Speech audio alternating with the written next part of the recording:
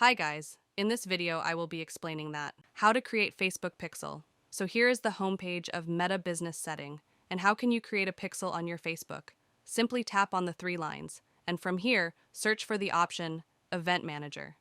If the option is not here, then you can find the option from here. So tap on the option Events Manager, and tap on the option Connect Data. From here, you have to select an option means why you want to create a Facebook pixel.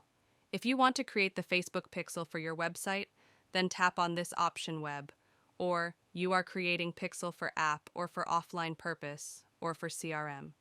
Select the purpose why you want to create a pixel.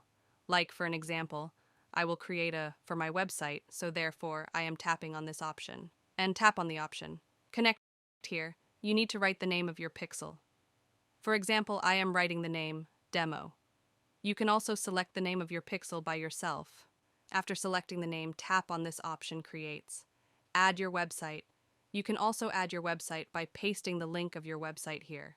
Like if you don't have the website for now and planning to create your website in future, then no need to worry. Tap on this option. I don't have a website and tap on the option Continue. Find a setup method is the recommended method of pixel. They will ask you a question, and here is option.